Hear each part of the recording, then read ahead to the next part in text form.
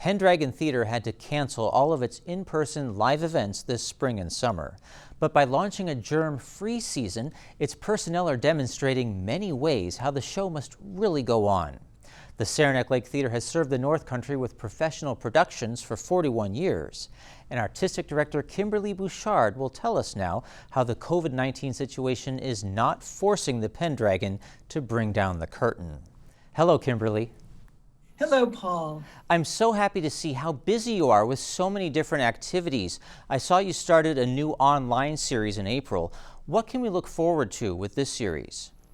Oh, thanks. Yeah, it was quite a tough nut for a theater company to acknowledge no live theater, no gatherings. So we decided to go with our germ-free season, and what we're offering in May is our archived production of Guys on Ice, which is a musical by the book and lyrics by Fred Alley and music by James Kaplan.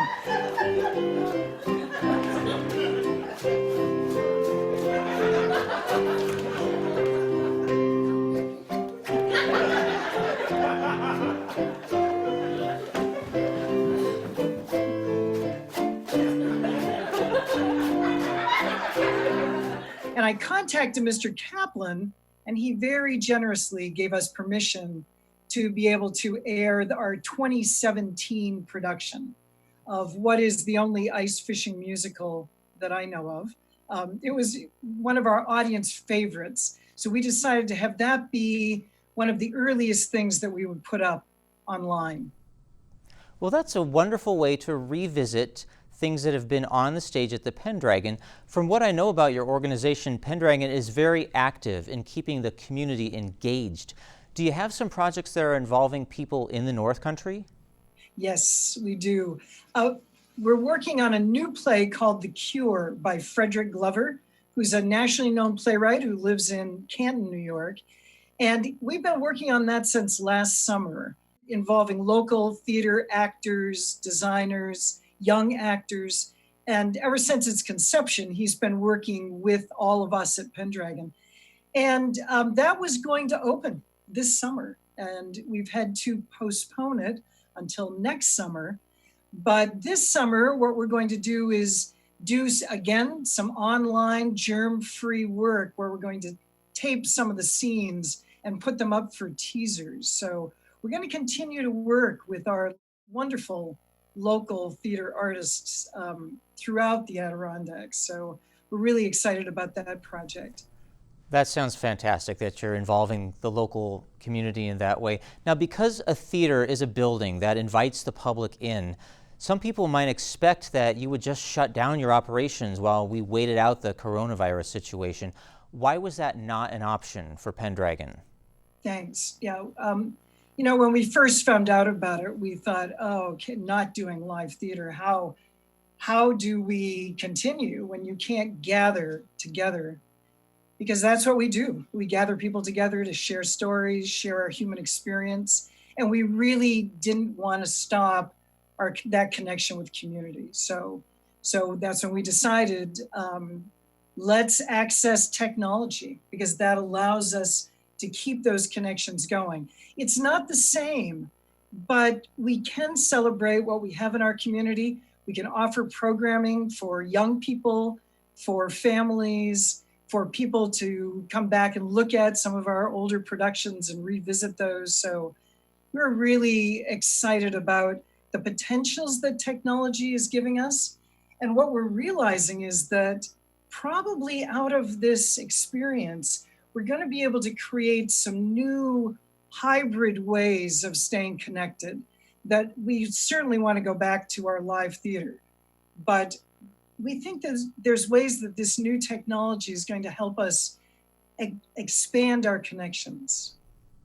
Well, I guess it's nice that something positive is coming out of this and that you're learning about technology and how you might advance with it. In this era of advanced technology, what have we learned about live theater and live music? Yes, thank you, Paul. That's such a good question.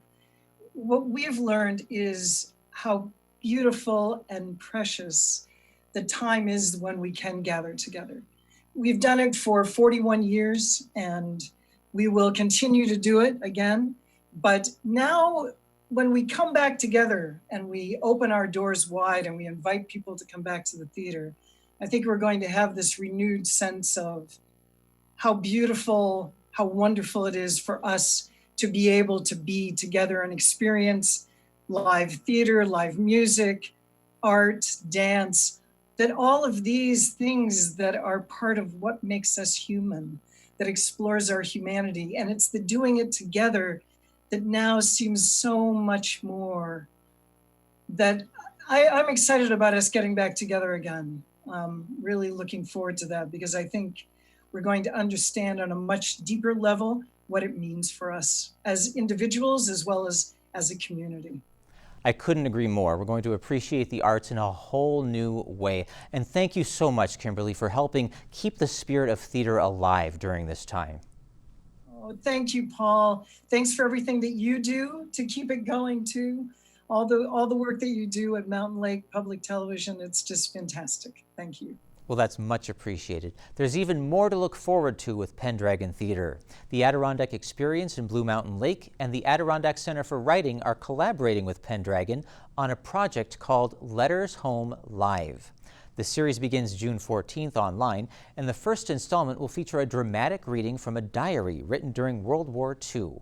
It's the writings of a soldier from North Creek who survived the Pearl Harbor attack and became a prisoner of war in a Japanese camp. You'll find out about this project and many others at pendragontheatre.org.